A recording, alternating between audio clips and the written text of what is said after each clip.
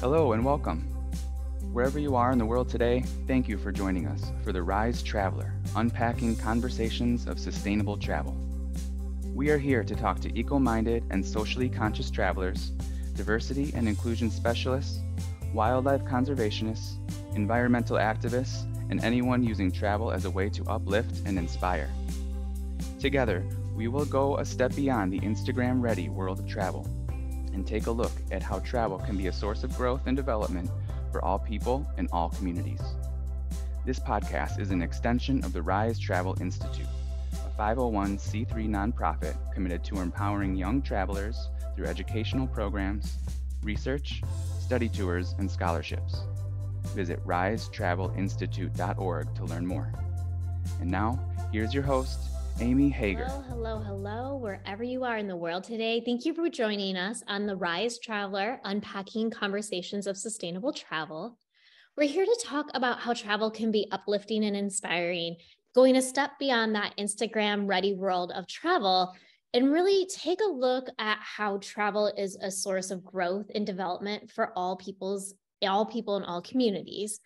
And here at the Rise Travel Institute, we're committed to empowering young travelers through educational programs, research, study tours, and scholarships. So if you haven't visited our website, go to risetravelinstitute.org. I'm your host, Amy Hager. Welcome. Today, I'm excited to have Lambert join me from Rwanda, and we're going to dive in through a lot of different things in our conversation today. But the first thing that I would love to talk about, Lambert, is you have created a conscious travel in Rwanda short course for us here at the Rise Travel Institute. And can you just tell the audience a little bit more about that course? What will they learn if they take that course? Thank you, Amy. Thank you for having me, having this opportunity to speak about Rwanda destination. Yeah. So Rwanda is a very small country in Central Africa that have a very big history that many people are excited to hear and understand. So the course is about Rwanda, of course, the country in Africa, different cultures, languages, different histories. So through the course, people will be able to know what is Rwanda first. Then Rwanda have had a very tragic history, the genocide that happened in 1994, where around 1 million people were killed in only 100 days. Wow. Yeah. So people will get to understand how this genocide happened in the 20th century, whereas the world had declared never again to genocide, but also know how the country tried to fight the genocide and the after genocide now to the Rwanda that we are having today, that people are visiting, people are excited to see, to connect with the people that are motivated to work. So the people will be able to know the journey we have gone through from all these stories until now to a peaceful country that everyone is willing to visit. And so by taking part in the short course, like getting, I think, that history, understanding what happened with the genocide and what the country is like now, is really, really great, because I know that Rwanda probably isn't on a lot of people's bucket lists to go travel to, right? Yeah. And so by taking this course and learning more about the country and the history, do you think more people are interested in coming to visit Rwanda now? Yeah, sure. I have seen a lot of people coming to visit Rwanda. They are even choosing to visit Rwanda from other countries in neighboring countries. So there is a lot of things to learn from Rwanda through the history, through how the efforts that have been made to reconcile again the people that have been killing each other, and see how the communities are now being improved through different activities, even including tourism. Tourism is really contributing to the livelihoods, so to the welfare of the communities, because one of the attractions or activities that are visited, there are local communities, initiatives. Some are even the responses to the issues left out by the genocide, because we have the widows, we had orphans who were not having any other thing to generate them some revenues, but tourism have shown to be one of the responses to those issues by employing people in the community, those who didn't have a chance to go to school, that can have opportunities in tourism, like making crafts, tour reading, performing some cultural activities, performances that tourists can visit and even be willing to pay some money to those people to make their lives. And we'll dive a little bit more into the impact that tourism has on Rwanda. So tell me a little bit more about you and what's your background and how did you get into tourism? Thank you very much. As you said, my name is Lambert Hategekimana, is my Kinyarwanda name, which even seems complicated to pronounce. I'm a tour operator, and at the same time serving as the general manager of Rwanda Eco Company and Safari. Rwanda Eco Company and Safari is a local tour company working in tourism for over 10 years in service, organizing some tour and travel services in Rwanda and across East Africa. When I say across East Africa, that means the countries of East Africa like Uganda, Tanzania, Kenya, Burundi, and the Democratic Republic of Waka. So these are the countries that we are working in, that we are organizing some tours. So my work at the Rwanda Eco Company and Safari includes the tour operations, office management, and marketing that involves even connecting with clients that are visiting Rwanda, interesting some through different platforms to visit Rwanda, and connect them with the destinations we have in Rwanda, the local communities, the local attractions. So you asked about how. Go ahead. I entered in tourism. I have been studying some other sectors. I have been a teacher, I have been a manager of a high school, and later I even worked for the National Commission for Children with different positions at even managerial level. But during my teaching career, when I met a student, it was my student at the time, but later we met when he graduated from tourism school, and he was operating a tour company. So when we discussed, he showed me some other opportunities in tourism. Traveling have been always my hobby, but speaking to him, discussing with him, showed me how even traveling can even offer some other good opportunities. Right. So with my commitment and willing to support, because I was seeing some kids through my work, vulnerable people that are not even having something to eat, some school fees, some clothes to put on. So I later found out that through tourism, I can have business, I can still travel as my hobby, but I can also help people to change their lives through tourism. So my former student, who is now my partner, is the one who introduced me to tourism, to combine his skills in tourism, because he graduated from tourism school. He had skills, but me also having managerial skills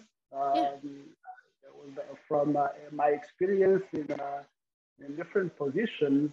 So we're able to create something very big in tourism, and we created this company that is now operating and different tour activities, and we are really happy that we are now at a level that we are happy that we are producing something for ourselves and for for the community and for the country in general, because we are generating something that can help everyone in the sector, in our circle. So you're making a positive impact. And so it was a student when you were a teacher is now your business partner. And, one thing I've recognized about you in our conversation today is you really do a great job of building connections and having quality connections. And I know you knew someone who introduced you to our executive director, Vinci. And so through connecting travelers to the communities that you represent in Rwanda and the people there, how have you seen, tell us a story of the impact that you've seen on the lives that you've been able to create, because you're bringing tourists into Rwanda who may not have gone into the communities before. Yeah, thank you very much. Actually, we always see feedback from people that we are working with. Some of them are the people in the communities. You know that in tourism, we are selling products. So there are different community initiatives around the national parks that we have in Rwanda. We have the volcanoes for gorilla trekking that attract many people. We have some cultural villages. We have some art craft shops around. You have tour guides that we are using to guide the tourists. So we sell all these products. We use these people in the communities to help us organize the tours. So we don't have any other choice other than working with them, but always using them and see how they are happy, see the feedback that they are giving us, how their lives, even ourselves, we visit them and see how they are improving. Of course, we have them to be well organized, how they can organize themselves, how they can improve their products, but the feedback that we are getting, you are visiting a widow who had no hope in the future because they had children, had no job. Most of the women widows of the genocide had no chance to go to school. In our history, women were not given opportunities to go to school. So after genocide, the genocide were targeting mainly men.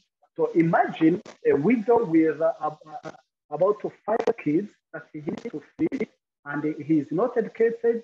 She has no other revenues. Imagine how what she will do to make the living for their children. So when tourism came in and gave them the opportunity to do the craft, because you don't need to be educated to do the craft. You don't need to be educated to do a cultural performance, a cultural dance. So we serve them to help them organize themselves to make some products that are really rewarding to the tour right. tourists that we are having. But in the end, when we hear today's story, we have some women that will tell you, my kids are now graduates from university because I have been able to raise them, to pay their school fees, to buy their shoes, to buy everything and make them. We have many testimonies that are shared with tourists. When we have tourists traveling to Rwanda, we let them hear from the communities. We let them hear from these parents who have been able to raise their children, to get revenues and change their lives themselves. We do not narrate those stories. We let them themselves narrate them, and it's really exciting and really interesting to ourselves that the work that we are doing is really making some changes. And so you're providing these opportunities to the widows from the genocide who have children who they would have no money for clothes, food, college, university. And so being able to help them, I would say, build these micro businesses so that they can interact with the tourists and really make a future for themselves. And so when you really look into that crystal ball and you look into the future of tourism in Rwanda, what does the future look like? Yeah, I would say that it's promising. It's promising in a sense that tourism is a very growing sector, a very Right. productive sector in a country, since the efforts that the government is putting in to market the destination, to encourage the investment in the sector, building some hotels, some facilities, facilitating tour operators as ourselves. We are facilitated to do our job with a good organization, with the safety of the country. I will assure you that our clients have testified that they will prefer to come to Rwanda because of the good organization, the safety. Imagine a country 25 years back had the genocide when people were killing each other, but now it's a safe country that you can travel 24 hours, walk around, no one will disturb you. So I would say that it's promising because we are seeing how it is improving lives, how it is generating money, and responding to the issues that we had in the past and the issues we are having now. I would say that we had the genocide and the widows and the orphans have been able to get chances to go to school because of tourism employing their parents. Now, the issue that we are having is employment.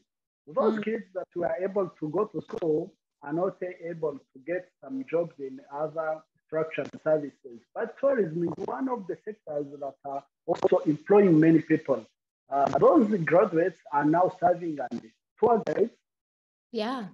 Even working the in orphan children are now serving as tour guides and kind of coming back to something that they've probably known really well. I'm sure if there's been tours happening as they were little, now that they're adults, they're able to participate in the community. Yeah, sure. Actually, those graduates are now helping to improve those parents' initiatives to improve. Someone who is coming from the school will be able to help his parents to improve on what he's doing. And this is what we are now experiencing, something that we are seeing.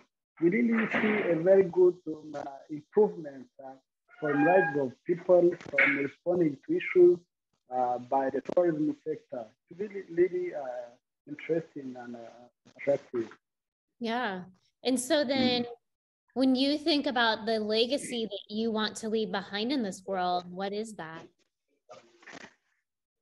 Very good question. I told you that I've been a teacher. I'm now saying, actually, I will tell you that one of the guys are my former students. I see them working, how they are improving, how they now become grown up and really doing good. So the legacy I want to leave behind is to see those people that have passed in my eyes, in my hands, have been developed into responsible citizens. Some of the people that can even help their fellows, that even can change the lives of their fellows. Like I've said, my former student, I'm calling him my partner, but I should be calling him my boss because he's the one who introduced me. Yeah. So you see, if you can have a chance of seeing those people that have grown in your eyes, that you have helped to grow up, it's really something that is heart-touching, something that I need to see in the future when I will be old and see people moving around. I always receiving messages from some parents, some kids that I have helped throughout my career.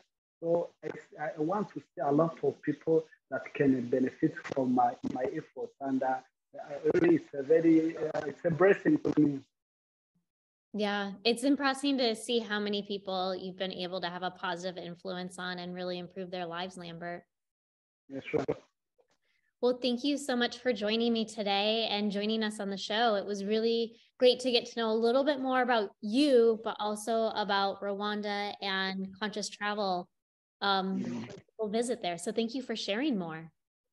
Yeah, thank you very much for this opportunity, and I take this opportunity to welcome you and even everyone who is listening and who will have a chance to listen to this story. We have a lot of stories to share, have a lot of things to show people, and I can assure you that if you visit Rwanda, you will see some interesting and heart-touching stories that everyone can be proud to hear.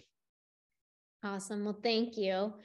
And as I said, that brings us to an end of our journey today. But if you've liked what you've heard and you want to hear more, subscribe, like, and comment. You can follow us at Rise Travel Institute on Facebook and Instagram.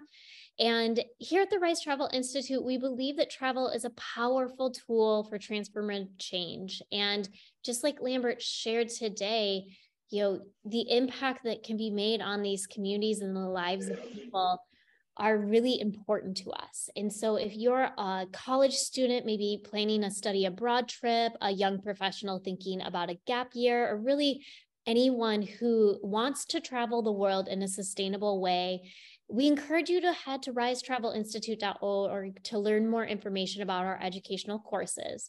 And we'll be back soon with another episode, but until then, keep roaming, keep learning, and continue to be a Rise Traveler. This podcast is an extension of the Rise Travel Institute, a 501c3 nonprofit committed to empowering young travelers through educational programs, research, study tours, and scholarships.